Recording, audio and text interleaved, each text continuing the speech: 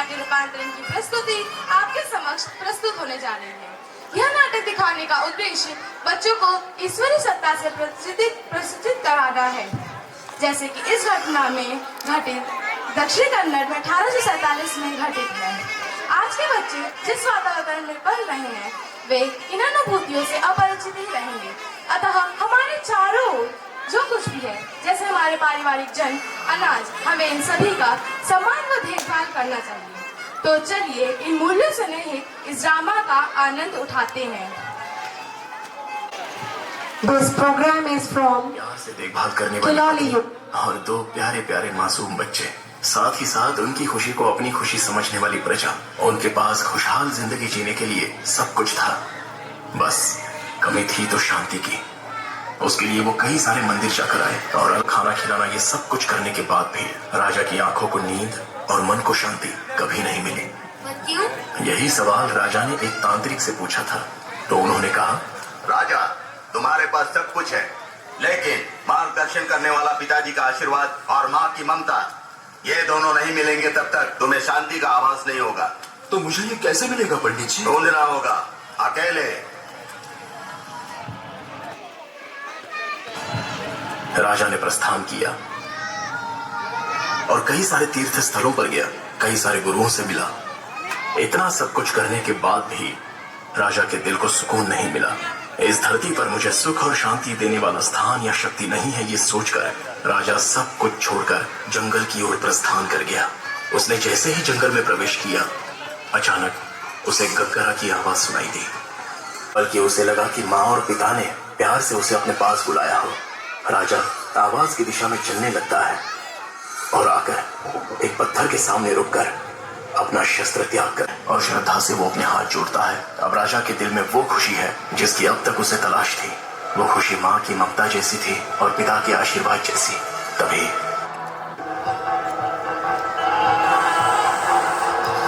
तुम्हारा राजा होने के नाते मेरी विनती है, इस दैव को मुझे सौंप दो।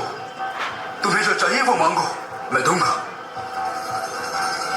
महाराज, आपको जो चाहिए मांगिए, लेकिन हमारे दैव पंजोगली को मत मांगिए।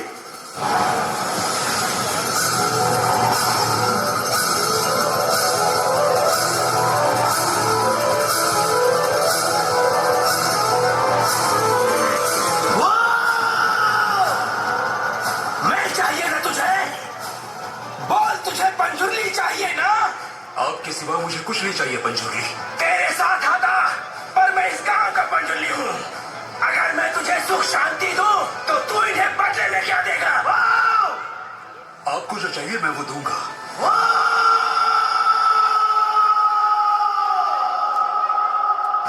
मेरी आवाज जितनी दूर तक जा रही है, उतनी जगह गांव वालों को तुझे देनी होगी। याद रखना, तू उग्र रूप गुनिका मेरे साथ है।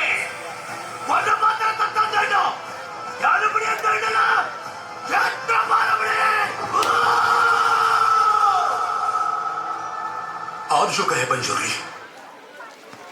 राजा अपने महल का श्रृंगार करता है और साम्राज्य को फूलों से सजा देता है। राजा अपने बेटे के होने पर जितना खुश था, उससे भी कई गुना ज्यादा खुशी से वो दैव को अपने साथ लेकर आता है। उस दिन के बाद राजा की जिंदगी में सुख, शांति और समृद्धि की कोई कमी नहीं रही।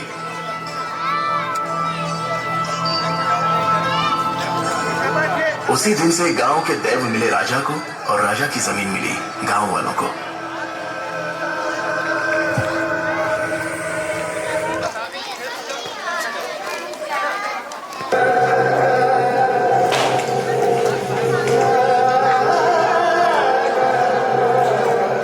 ये कैसी बातें कर रहा है तू?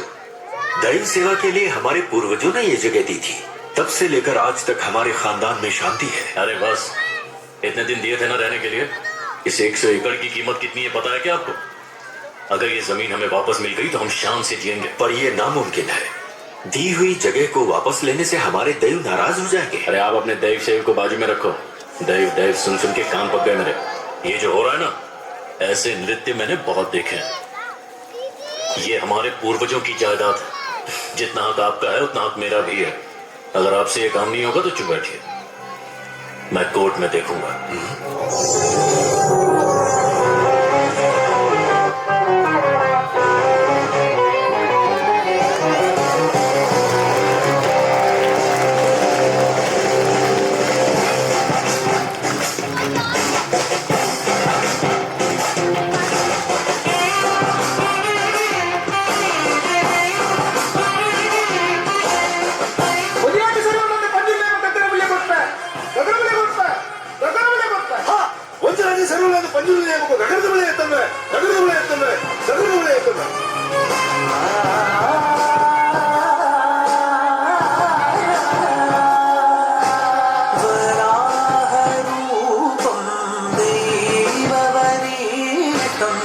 वराहरूपं देववरीतं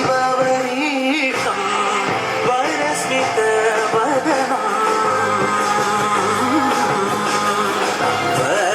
वज्रदन्तदद रक्षाकवचम्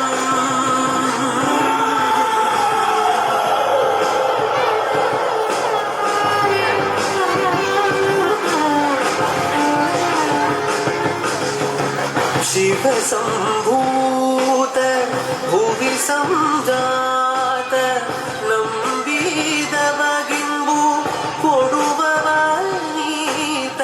ಸಾವಿರ ದೈವದ ಸಂಪ್ರೀತ ಬೇಡುತ್ತ ನಿಂದೆವು ಆರಾಧಿಸುತ್ತ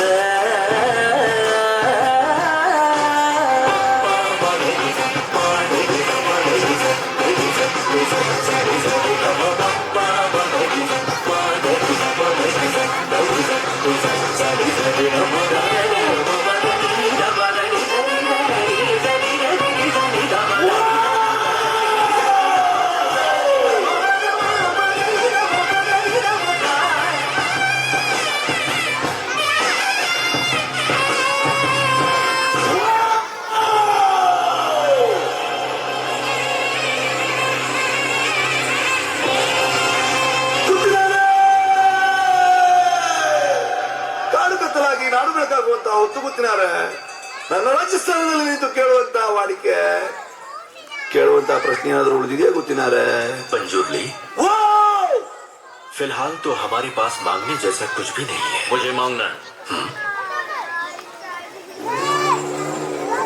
ये जगह, ये जायदाद और ये धरती, ये सब इन गांव वालों का नहीं है। क्या बकवास कर रहा है? चुप हो जा। आपका नहीं है ना, मेरा है, और मुझे ये सब वापस चाहिए। ಬಹಳ ಒಳ್ಳೆ ಪ್ರಾರ್ಥನೆ ಗೊತ್ತಿನಾರೆ ನಿಮ್ಮ ಜಾಗ ನಾನು ಎದುರಿಸಿಕೊಡ್ತೇನೆ, ಊರವರ ಜಾಗವನ್ನು ನಾನು ನಿಮ್ಗೆ ಎದುರಿಸಿಕೊಡ್ತೇನೆ. ಆದ್ರೆ ನಾನು ಇಲ್ಲಿವರೆಗೆ ನಿಮಗೆ ಕೊಟ್ಟಂತ ನೆಮ್ಮದಿಯನ್ನು ನೀವು ಹಿಂತಿರಿಸಿಕೊಡುವುದ ಗೊತ್ತಿನಾರೆ. अच्छा, तो तुम मेरे लिए ये नहीं कर सकते। कोई बात नहीं, इसका फैसला जहां होगा मैं वहां जाऊंगा। ಕೋರ್ಟಿಗೆ ಹೋಗ್ತಿ, ಆದ್ರೆ ನಿನ್ನ ತೀರ್ಮಾನ ಮೆಟ್ಲಲ್ಲಿ ನಾನು ಮಾಡ್ತೇನೆ. ಜಾಗ ಊರಿನವ್ರದ್ದು, ಅದರ ತೀರ್ಮಾನ ಇವತ್ತಲ್ಲ, ಮುಂದೊಂದು ಕಾಲ ಬರಬೇಕಾಗ್ತದೆ. अच्छा, गांव वालों की है। और ये दैव बोल रहा है या कोई नर्तक बोल रहा है?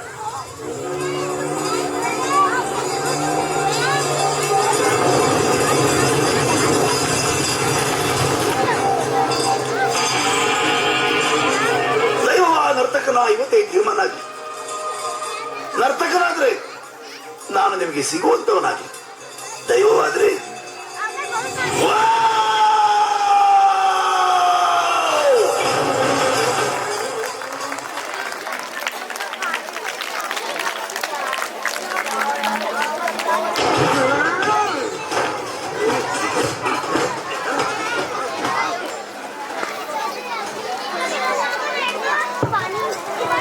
किंतु मानव मीमांसा यही प्रत्येक अशांति की जड़ है। पूर्वजों द्वारा दी गई जमीन नव पीढ़ी ने गांव वालों से वापस लेने का प्रण किया। तब आगे क्या होता है, आइए देखते हैं।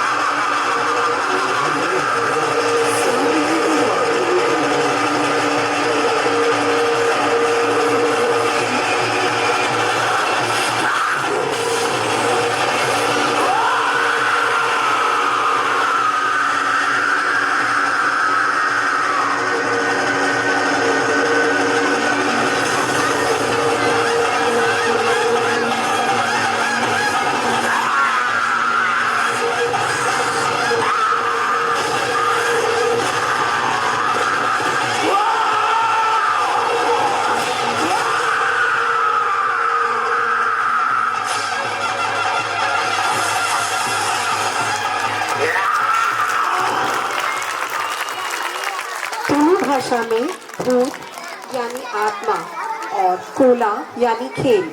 भूत कोला एक स्थानीय पूजा है जिसे कर्नाटका के दक्षिण कन्नड़ जिले में और केरल के कासरवर के तुलु भाषा बोलने वाले लोग मनाते हैं। कहा जाता है कि यह त्योहार सिंधु घाटी की सभ्यता के अंत में शुरू किया गया। यह भी मान्यता है कि जो व्यक्ति भूत कोला बनता है उसमें वहाँ के देव की आत्मा कुछ समय के लिए आती है और गांव वालों के मुद्दों और विवादों को सुनते व सुलझाते हैं और वहाँ के लोगों को बुरी घटनाओं से बचाते हैं।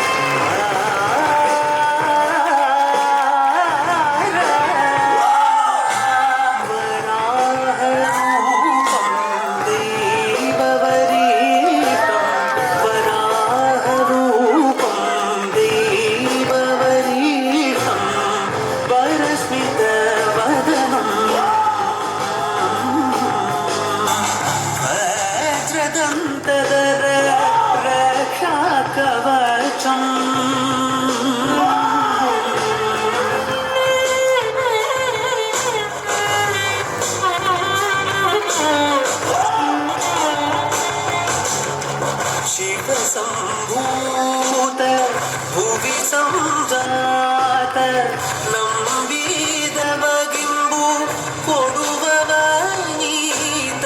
ಸಾವಿರ ದೈವದ ಮನ ಸಂಪ್ರೀತ ಬೇಡುತ್ತನು